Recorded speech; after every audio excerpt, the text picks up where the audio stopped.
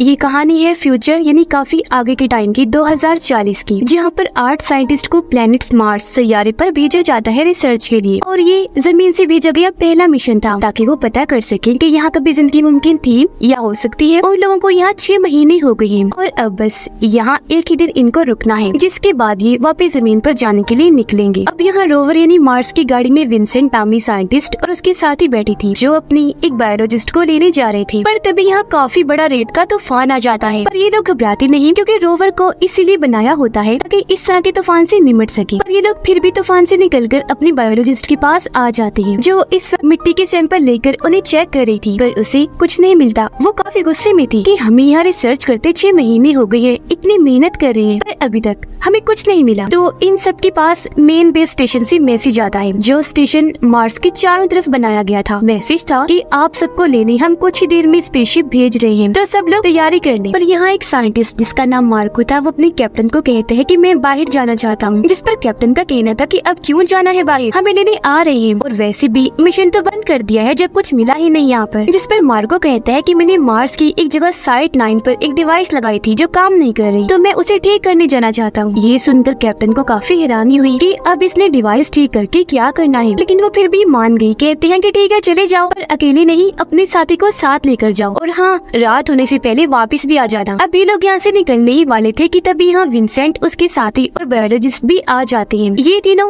उनसे बात करने की कोशिश करते हैं, जहाँ मार्को का कहना था कि अभी देर हो रही है, मैं जल्दी में हूँ, मुझे डिवाइस ठीक करने जानी है कैसे भी करके। जिस बात से बायोलॉजिस्ट को काफी हैरानी हुई कि मार्को सिर्फ एक डिवाइस ठीक करने के लिए इतनी जल्दी में है। उसे शक हुआ, इसलिए वो मार्को का कंप्यूटर चेक करती है और जो चीज उसने देखी वो काफी हैरानकुन थी, जो वो बाकियों को भी दिखाती है। असल में मार्को को साइट 9 मार्स की उस सतह पर लाइफ फॉर्म मिले थे, यानी कुछ ऐसे जानदार सैंपल जिससे पता चला कि यहाँ जिंदगी मुमकिन हो सकती है। जो देखकर सारे ही काफी हैरान रह गए कि मार्को डिवाइस को ठीक करने वाला बहाना बनाकर गया है, उसने हम लोगों को ये बात क्यों नहीं बताई। फिर थोड़ी और बातचीत करने पर ये अंदाजा लगा लेते हैं कि असल में वो इस खोज का सारा क्रेडिट खुद लेना चाहता है, जब भी तो इतनी जल्दी में गया वहाँ। अब ये जानकर कैप्टन मार्को के रोवर में कॉल करता है, जहाँ पर मार्को का साथी फोन उठाता है क्योंकि वो अंदर था, जबकि मार्को बाहर, क्योंकि वो अभी भी वहाँ साइड पर टेस्टिंग कर रहा था। वो मिट्टी लेता है जिसको टेस्ट करने पर सच में ऐसे सैंपल उसके हाथ लग गए थे जिससे यहाँ जिंदगी मुमकिन हो सकती थी। और अपने ये कामयाबी देखकर मार्को काफी खुश हो जाता है। वो ये बात अपने साथी को बताने ही वाला था कि तभी वो जगह जहाँ मार्को खड़ा था वो जमीन नीचे धंस जाती है और वो एक काफी बड़े होल में जाके गिरता है, जो इन लोगों ने ही ड्रिलिंग खुदाई करके बनाया था। ये देख उसका साथी काफी घबरा गया, जल्दी से उतरकर बाहर आता है। फौरन उसने अपनी बेस पर भी इस बारे में बता दिया था। जहाँ थोड़ी ही देर के बाद कैप्टन अपनी एक साथी के साथ आ जाते हैं जो डॉक्टर थी, और क्योंकि वो मार्को की काफी अच्छी दोस्त थी इसीलिए उसके साथी पर गुस्सा करती है कि तुमने उसे गिरने से बचाने के लिए कुछ क्यों नहीं किया। और कैप्टन को कहती है कि मैं जल्द से जल्द नीचे जाना चाहिए ताकि मार्को को बचा सके। जिस पर कैप्टन का कहना था कि ये होल काफी गहरा है और मेरा नहीं ख्याल कि इतनी ऊंचाई से गिरने पर मार्को बचा होगा, और हमारे पास नीचे जाने का कोई इंतजाम भी नहीं। हम पहले अपनी बेस पर जाएंगे, वहाँ से मेन स्टेशन पर राब्ता करके फिर यहाँ वापस आएंगे, जिसके बाद हॉल में भी चले जाएंगे मार्को को बचाने के लिए। इस पर वो डॉक्टर कहती है कि आप दोनों चले जाओ बेस पर, मैं यही रुकूंगी क्योंकि मुझे लगता है जब तक हम वापस आएंगे देर हो जाएगी, और मैं खुद ही किसी तरह कोशिश करती हूँ नीचे जाने की। अब कैप्टन उसकी बात मान गई, इसलिए वो और मार्को का साथी बेस पर वापस आ जाते हैं। इस बारे में पहले यहाँ के लोगों को और फिर स्टेशन पर भी बता देते हैं। तब स्टेशन वाले कहते हैं कि आप अपने टूल्स औजार वगैरह लेकर जाएं वहाँ और मार्को को ढूंढने की कोशिश करें। अगर वो जिंदा मिल गया तो ठीक है, अच्छी बात है, पर अगर उसकी मौत हो गई हुई तो लाश को ही ले आना। जिसके बाद हम मार्को की ये लाइफ फॉर्म वाली खोज को दुनिया के सामने ले आएंगे। अब मार्को का साथी और बायोलॉजिस्ट यही बेस पर रुक गए, जबकि कैप्टन बाकियों को लेकर उसी जगह साइट 9 के लिए निकल जाते हैं। उधर डॉक्टर हॉल के अंदर देखने की कोशिश करती है पर देख नहीं पाती क्योंकि वहाँ से धुएं जैसी भाप निकल रही थी, इसलिए वो वापस रोवर में आकर बैठ जाती है। पर तभी उसे बाहर से आवाजें आने लगी, जैसे कोई रोवर के अंदर आने की कोशिश कर रहा है।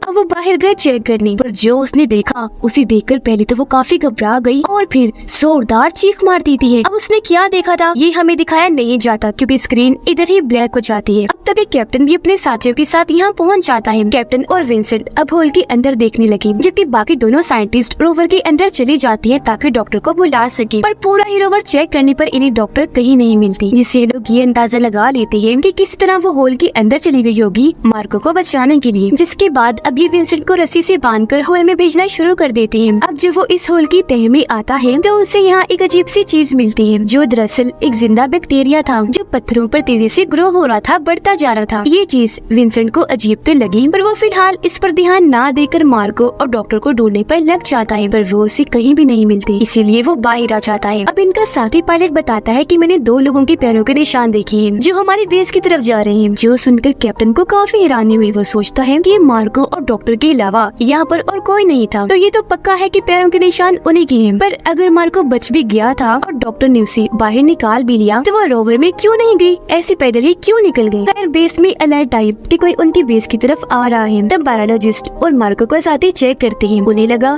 कि हमारा ही कोई साथी होगा, इसलिए मार्को का साथी दरवाजा खोलने चला गया। उसने जब सुराग से देखा तो वहाँ मार्को था। तब दरवाजा खोलकर वो उसे अंदर कर लेता है, पर मार्को की हालत ठीक नहीं लग रही थी, इसीलिए उसका साथी जल्दी से उसका हेलमेट उतारता है। पर वो ये देखकर काफी डर गया कि मार्को का चेहरा बहुत काला पड़ चुका है, उसकी जिल्द भी अजीब हो गई है और अब वो इंसान तो बिल्कुल भी नहीं लग रहा। जिसके बाद वो अपना कंट्रोल खो देता है, ड्रिल मशीन लेकर अपने साथी पर हमला कर देता है। उसे मार मार कर मार्को ने काफी जख्मी कर दिया था, लेकिन फिर भी ऐन मौके पर वो सिक्योरिटी अलार्म बजा देता है, जो सुनकर बायोलॉजिस्ट बाहर आई चेक करने की क्या हुआ है। लेकिन तभी यहाँ मार्को के साथी डॉक्टर भी आ गई, उसका भी वही हाल था और यहाँ वो भी अपना कंट्रोल खोकर बायोलॉजिस्ट पर हमला कर देती है और पागलों की तरह उसके पीछे पड़ गई। पर बायोलॉजिस्ट उसे धक्के मारकर टांगों से मारकर खुद से दूर कर देती है और किसी तरह दोनों को एक कमरे में बंद कर दिया था उसने। यानी कि ये तो साफ हो गया कि पैरों के निशान इन दोनों के थे, पर किसी को ये अंदाजा नहीं था कि वो इस तरह के अजीब बन गए थे। अब तभी बाहर कैप्टन भी अपने साथियों के साथ आ जाते हैं। उन्हें जब बेस से अजीब आवाजें आई तो वो काफी घबरा गई,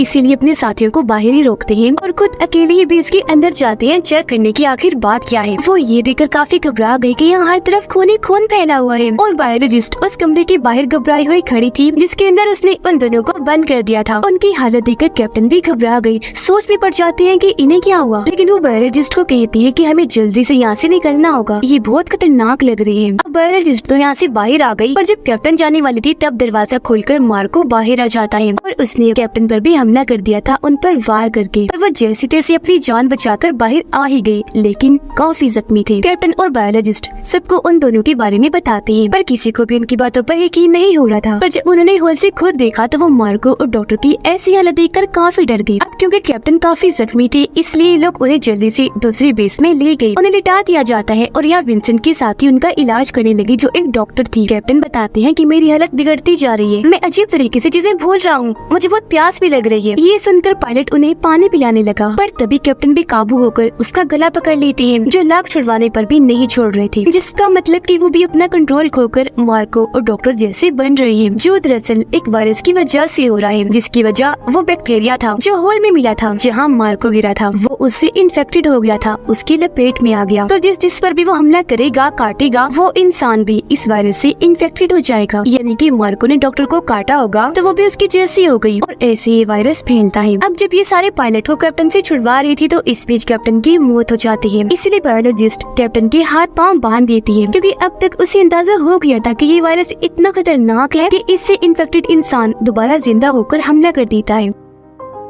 अब तभी स्क्रीन पर देखते हैं कि जहाँ मार्को और डॉक्टर को बंद किया गया था वो वहाँ का दरवाजा तोड़कर दूसरे कमरे में आ गई। वो यहाँ आने की भी कोशिश कर रही है और अगर ऐसे चलता रहा, कुछ ना किया गया तो वो भी यहाँ आ जाएंगे, क्योंकि वो खतरनाक होने के साथ साथ ताकतवर भी हो गई है, जिससे सारे ही काफी घबरा गए। अब यहाँ विंसेंट एक आइडिया देता है कि मैं एक अंडरग्राउंड पाइप के जरिए अपने बेस के पहले कमरे में जाता हूँ, क्योंकि मेन से जाना खतरे से खाली नहीं। वहाँ जाकर मैं सिस्टम को चलाऊंगा और फिर अपने स्टेशन पर राब्ता करके यहाँ की सूरत हाल के बारे में बताऊंगा, ताकि वो यहाँ मदद पहुँचा सके। अब ये आइडिया सबको पसंद आया, इसीलिए विंसेंट वहाँ के लिए निकल जाता है, जबकि उसके डॉक्टर साथी कैप्टन के खून का सैंपल लेकर चेक करने लगती है कि आखिर इन सब के साथ हो क्या रहा है। जहाँ टेस्ट करके उसे पता चला कि सब उसी लाइफ फॉर्म की वजह से हो रहा है, जो मार्को को साइट 9 की सतह पर मिला था, और जो बैक्टीरिया होल के अंदर बड़ा हो रहा था वो भी इसी की वजह से है, क्योंकि इस वायरस की मेन जड़ ही लाइफ फॉर्म था, जिससे वो बैक्टीरिया इतना खतरनाक हो गया कि इन्हें इन्फेक्टेड करने लगा। पहले ये इंसान के जिस्म पर कंट्रोल करके सारी यादों को मिटाता है और फिर पूरी ही तरह दिमाग को भी अपने कंट्रोल में कर लेता है। क्योंकि इंसान जमीन पर रहती है, वहाँ के माहौल की आदी है, इसलिए यहाँ का वायरस उन्हें इस हद तक इन्फेक्टेड कर रहा है। खैर अब ये लोग अपना दिमाग लगाकर इस वायरस को थोड़ा बहुत चेंज करके एंटीडोट बनाती है, यानी वायरस का तोड़, और उसी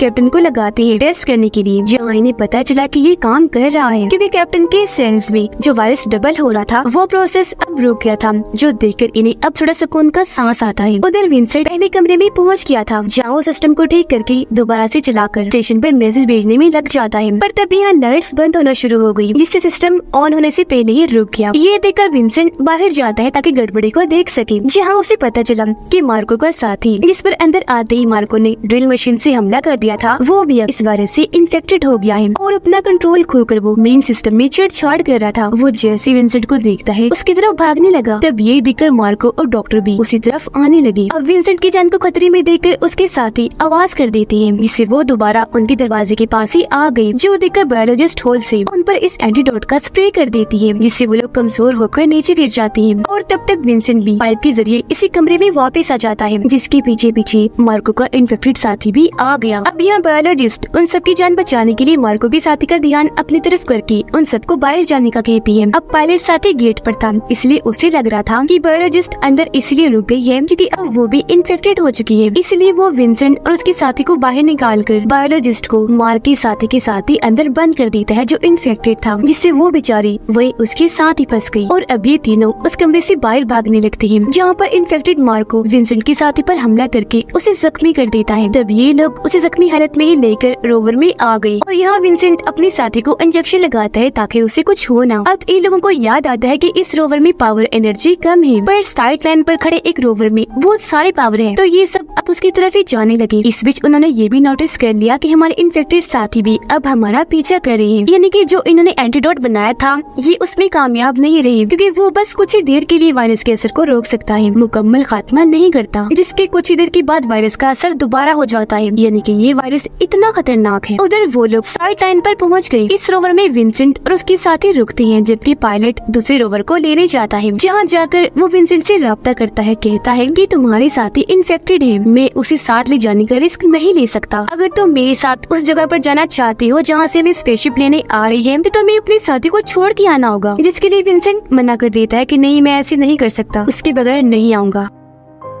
तो अब पायलट अकेला ही रोवर को लेकर निकल जाता है। विंसेंट को उसकी इस हरकत पर बहुत गुस्सा आ रहा था, पर वो फिर भी इसी रोवर के साथ अपने साथी को लेकर आगे बढ़ता रहा। ऐसे यहाँ पर से तूफान आ गया और क्योंकि रात थी तो ये लोग यहीं सो जाते हैं। सुबह को जब विंसेंट की आंख खुली तो वो देखता है कि मेरी साथी मुझे बचाने के लिए अकेली ही रोवर से उतर गई है और अब वो पैदल ही आगे बढ़ रही है, क्योंकि उसे पता है कि मैं भी इन्फेक्टेड हूँ, तो कभी विंसेंट को नुकसान न पहुँचा दूँ। वो उसी दूर जाके खुद को खत्म करना चाहती थी, पर उसके पैरों के निशानों का पीछे करते हुए विंसेंट रोवर को उसके पीछे ले जाने लगा। कुछ दूरी पर वो उसे मिल गई, तब विंसेंट उसे रोकने के लिए रोवर से उतरकर उसकी तरफ भागने लगा, पर उसे बचाने के लिए वो यहाँ अपना हेलमेट उतार देती है, जिस वजह से वो बहुत तड़पने लगी। विंसेंट जल्दी से आकर उसे संभालता है, पर वो उसके हाथों में ही दम तोड़ देती है, जिससे विंसेंट को दुख तो बहुत होता है, लेकिन अगले ही पल उसकी दोस्त इन्फेक्टेड होकर जागी, जो अब विंसेंट पर हमला कर देती है। जहाँ विंसेंट अब ना चाहते हुए भी उसके ही हेलमेट से अपनी साथी पर हमला कर देता है। वो उसे हेलमेट से इतना मारता है कि उसकी जान ही चली जाती है। अब तब तक मेन स्टेशन से एक शिप इन्हें लेने के लिए निकल चुकी थी, जिसे दूर से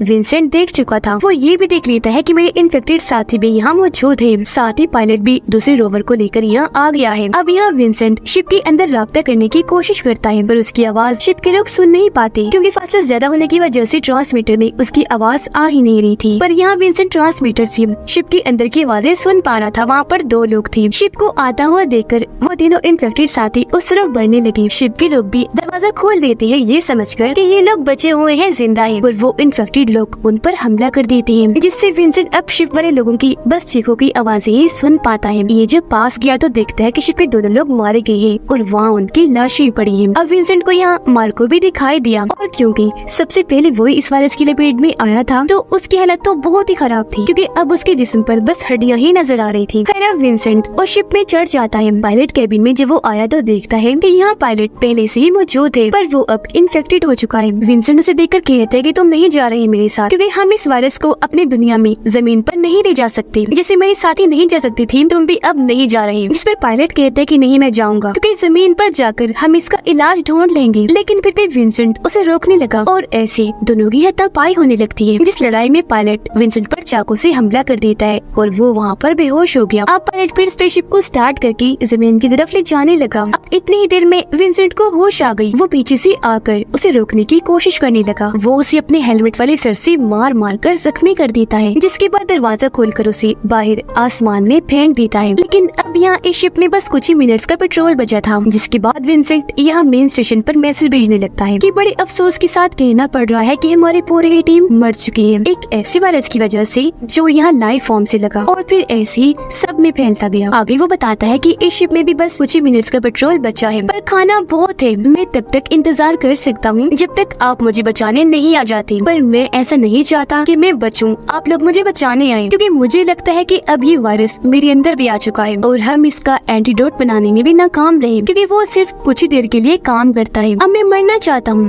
ताकि जमीन पर आकर मेरी वजह से ये वायरस फैल ना जाए। मैं सबके लिए खतरा नहीं बन सकता, क्योंकि कुछ नहीं कहा जा सकता कि इसका कोई इलाज भी हो सकता है या नहीं। तो प्लीज मेरा मशवरा ये है कि आप लोग मुझे बचाने ना आए। और अब वो अकेला ही इस शिप में अपनी मौत का इंतजार करने लगा, अकेला ही बैठकर अपनी जिंदगी के और यहाँ पर गुजारे हुए पलों को याद करने लगा, सबकी मौत पर। और अब उसके साथ जो होना था उस वजह से वो काफी दुखी भी था, और उसके दुख के साथ ही ये फिल्म इधर ही खत्म हो जाती है।